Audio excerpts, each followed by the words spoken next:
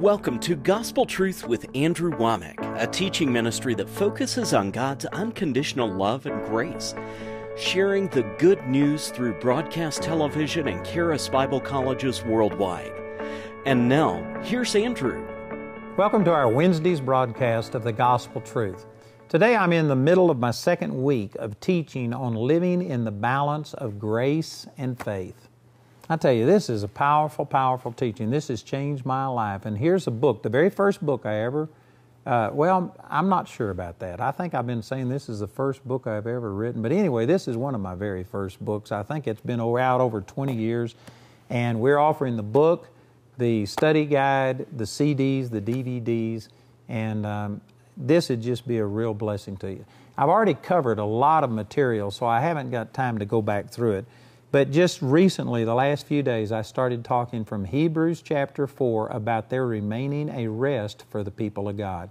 And this isn't talking about rest where you lay down and do nothing. Matter of fact, it says in Hebrews 4:11 that you have to labor to enter into this rest. This is talking about a completion. It's talking about you understanding that God has already provided everything that you ever will need, and you just rest in this. You trust Him. Instead of believing that you've got to do something to get God to move and provide your needs, instead you rest in the fact that God, by grace, has already provided everything you will ever need.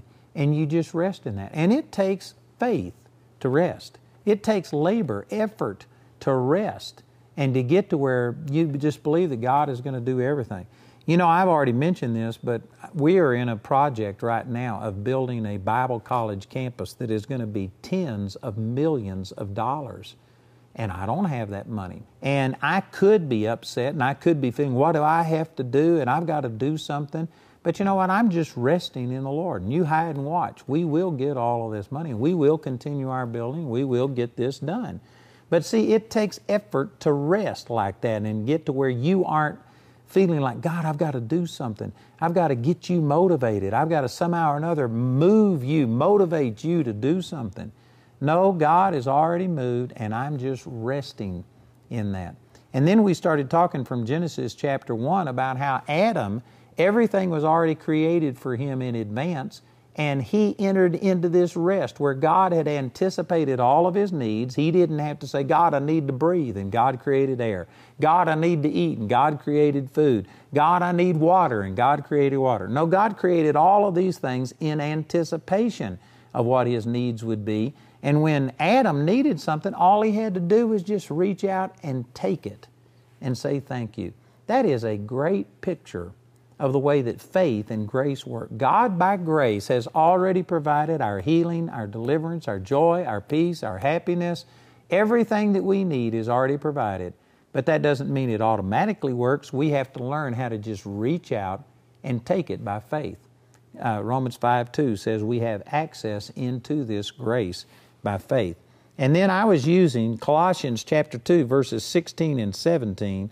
And let me just go back through this. I'm going to make some more points today. In verse 16 it says, let no man therefore judge you in meat or in drink or in respect of a holy day or of the new moon or of the Sabbath days, which are a shadow of things to come, but the body is of Christ.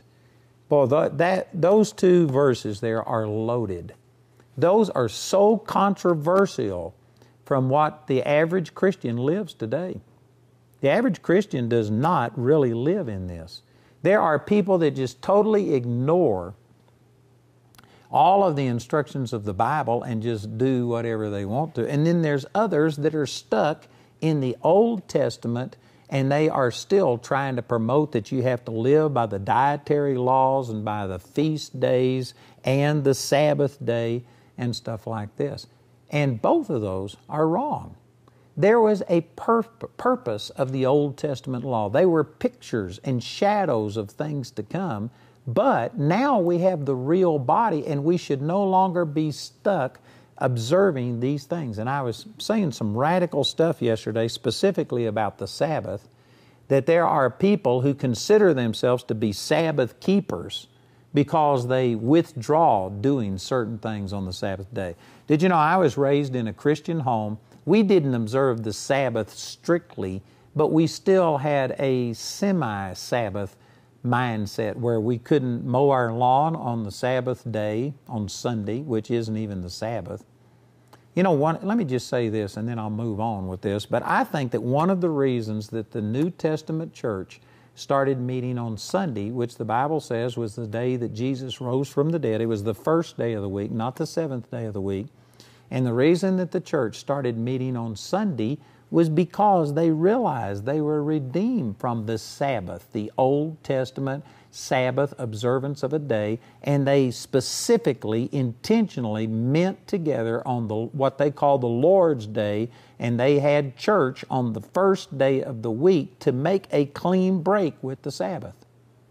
To me, that's obvious.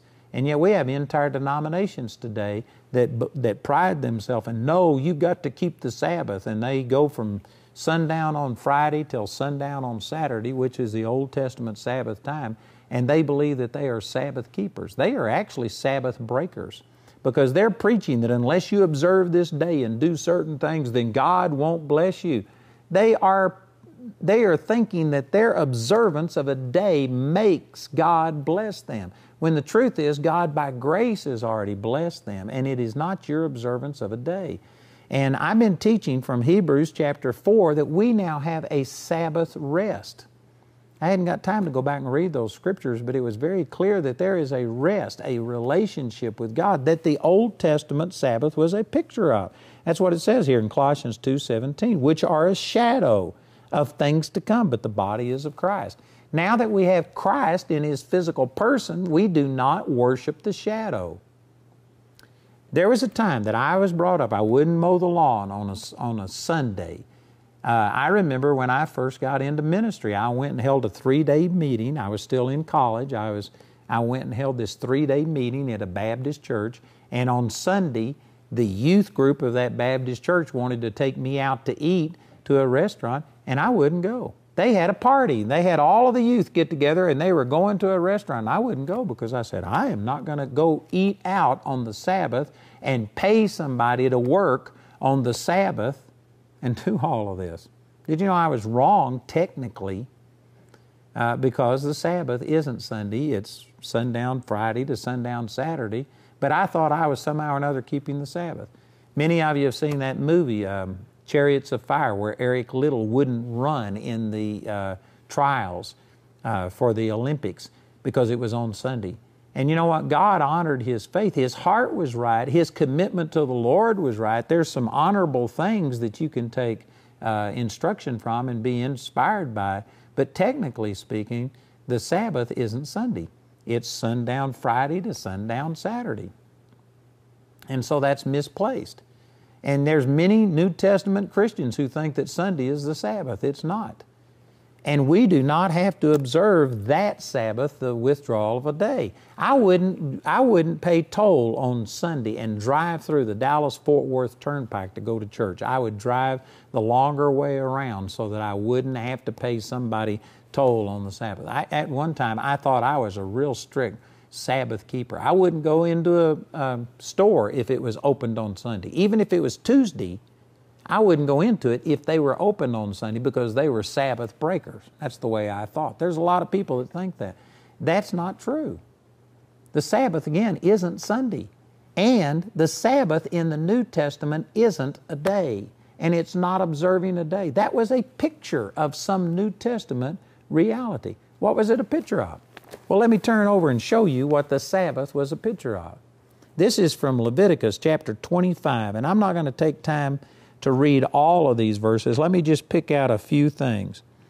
And it says in verse 4, it says, "But in the 7th year shall be a Sabbath of rest unto the land, a Sabbath for the Lord. Thou shalt neither sow thy field, nor prune thy vineyard, and that which groweth of its own accord of thy harvest thou shalt not reap, neither gather the grapes of thy vine undressed, for it is a year of rest unto the land." And it goes on and talks about a Sabbath rest.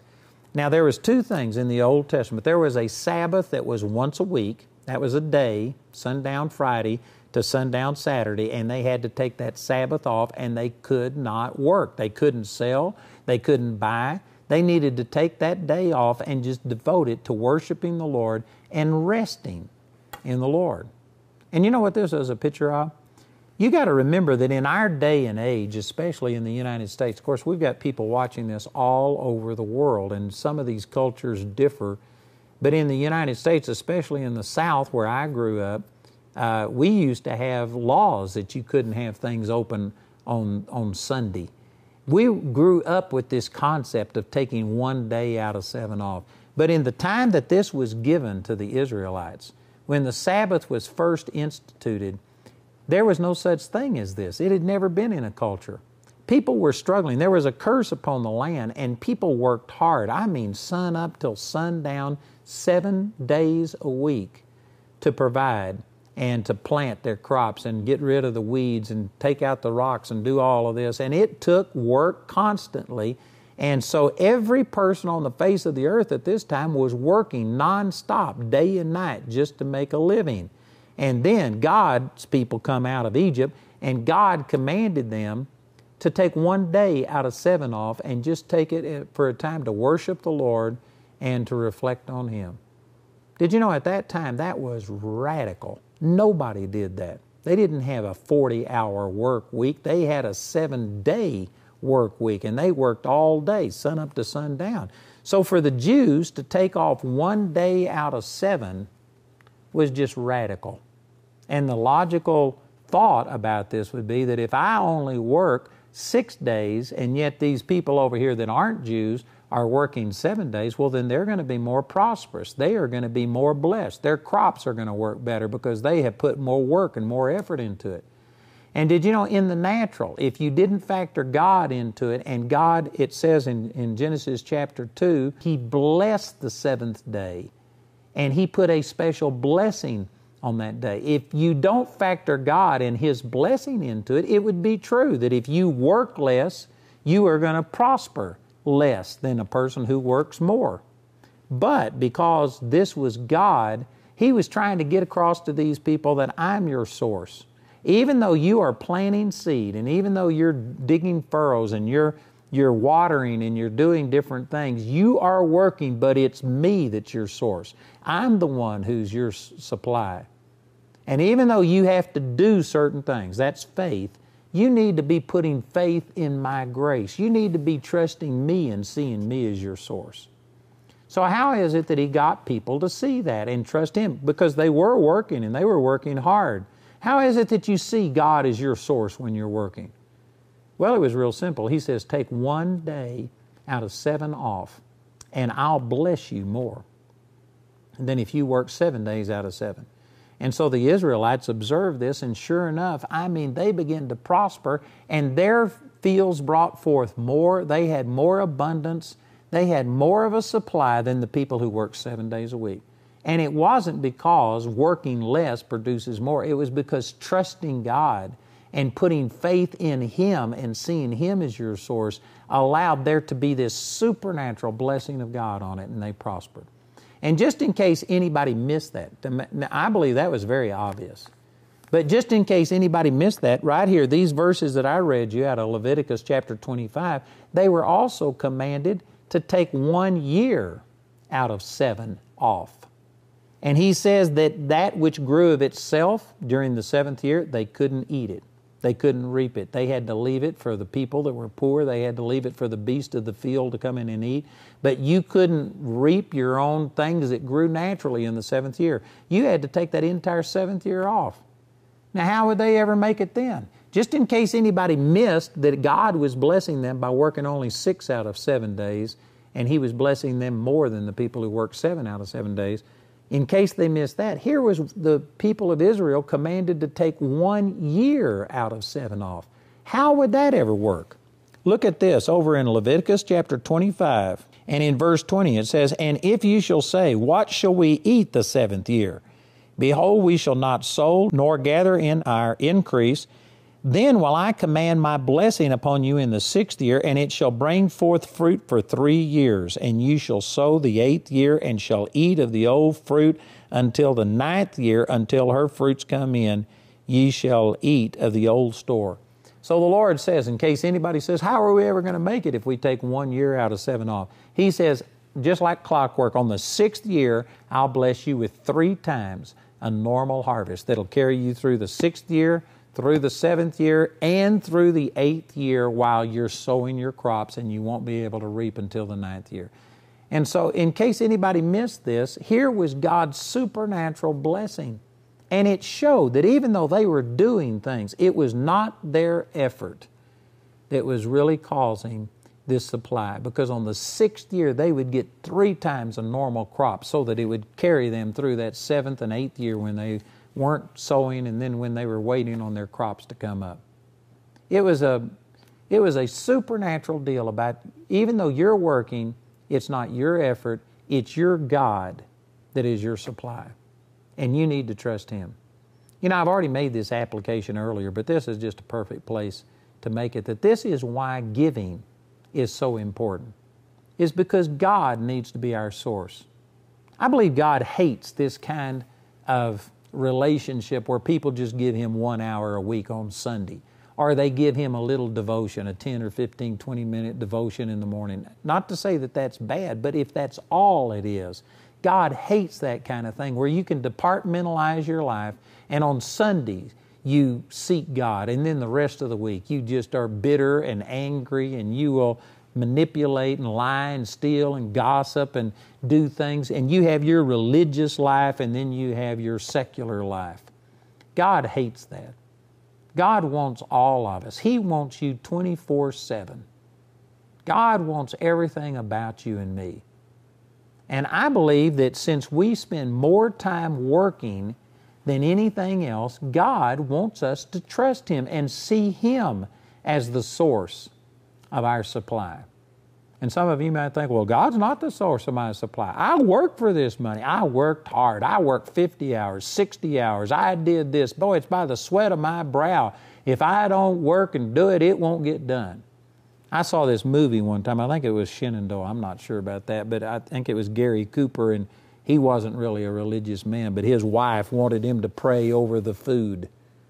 And he didn't want to do it, but finally, begrudgingly, he prayed over the food, and finally he said something like, God, I planted this seed, I plowed the ground, I fertilized it, I took the weeds out, I did all of this, I worked, this food is a result of all of my effort, but then, thank you. And it was some kind of prayer like that. His heart wasn't really in it. And there's a lot of people that this is the way they feel, that God's not my source, I worked for all of this money.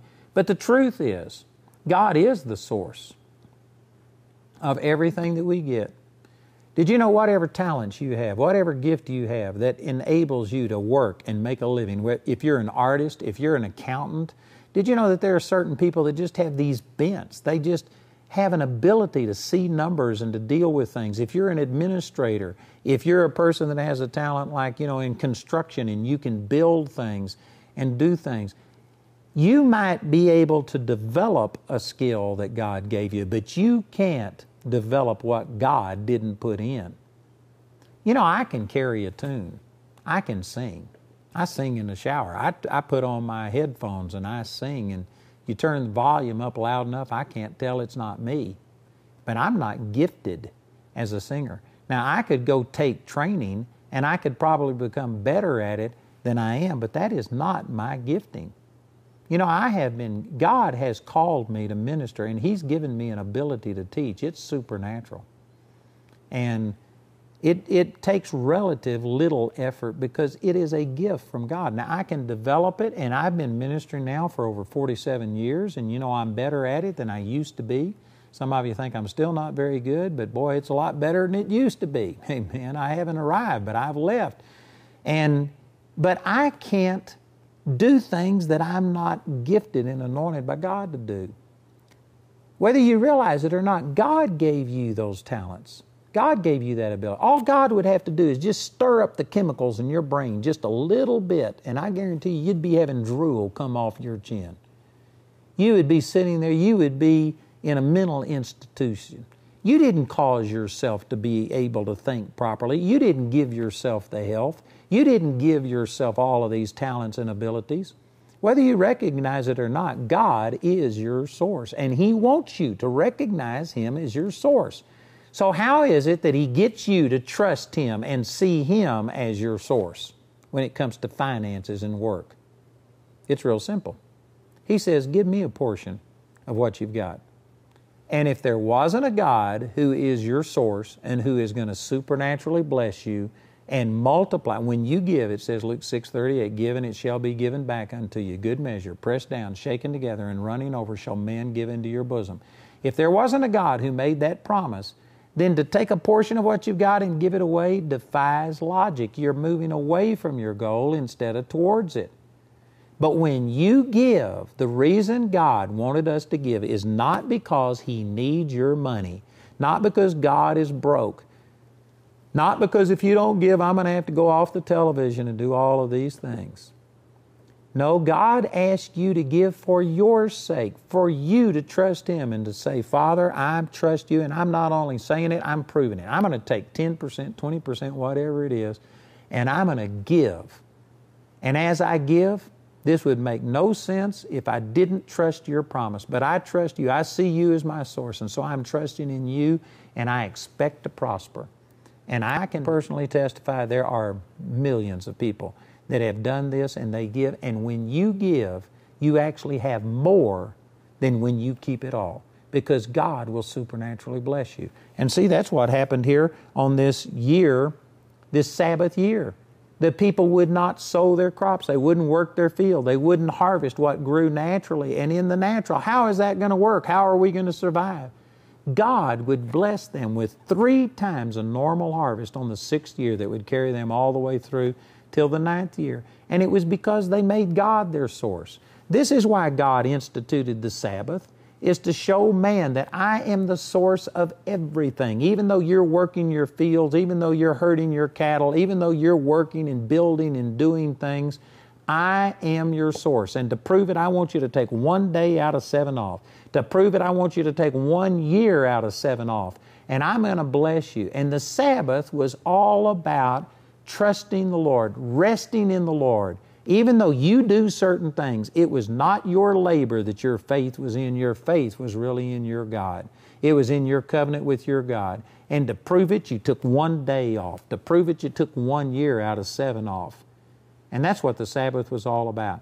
Now, in the new covenant, we have a Sabbath rest, that it's not about the observance of a day, but it's about you resting in what Jesus has done for you, and not you feeling like you have to do something to motivate God and make God move and perform. Partnership to me is a privilege, because it allows me to partner up with all the great things that God is doing through Andrew Wommack Ministries. It's like, I'm going to support this ministry for life because of what God has done in my life through Andrew's teachings. He was the only minister that I know that would send me something at no cost. Every month I would make sure I donate and make sure that for the blessing, so that the ministry could grow and so we could share with other people, like people all around the world, so they could be blessed.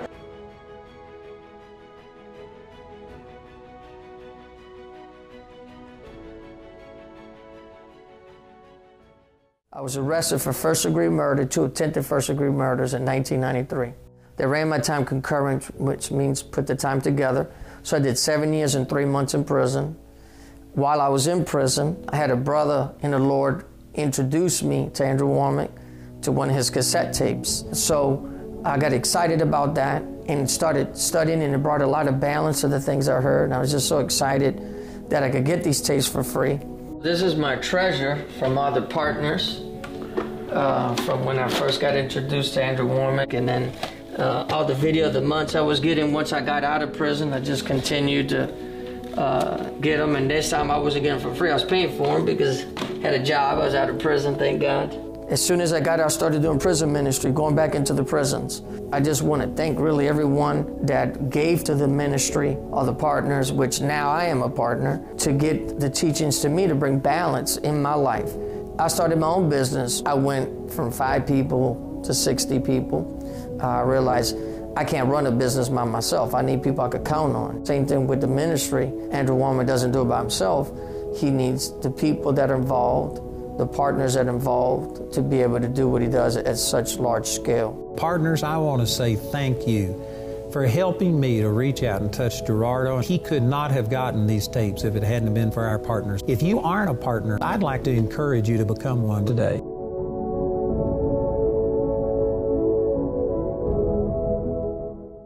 Andrew's complete series, titled Living in the Balance of Grace and Faith, is available as a live teaching on either CD or DVD, or in a DVD set as seen on TV. This teaching is also available in book form in English and Spanish, or you can get it in a companion study guide. The study guide will deepen your personal understanding and is perfect for home groups and Sunday schools. Also, you'll be able to print off the questions, outlines, and scriptures from the PDF files on the data CD. Each of these valuable resources are available for a gift of any amount. This entire series is also available for audio download absolutely free from our website. Go to awmi.net to see all the ways you can get this teaching. The fourth audio teaching in today's series is titled Entering the Rest. It's available for a gift of any amount when you write or call. We encourage everyone to give, but if you're simply unable to afford it, Andrew and his partners will provide this fourth CD free of charge.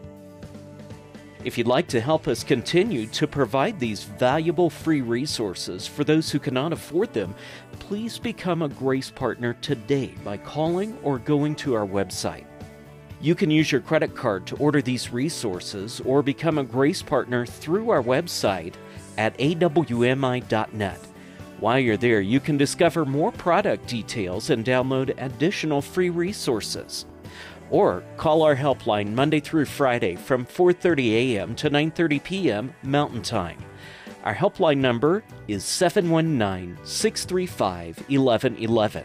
If the lines are busy, remember you can order ministry materials or become a Grace Partner 24 hours a day, 7 days a week at awmi.net. To write us, use the address on your screen. We appreciate your generosity and hope to hear from you today.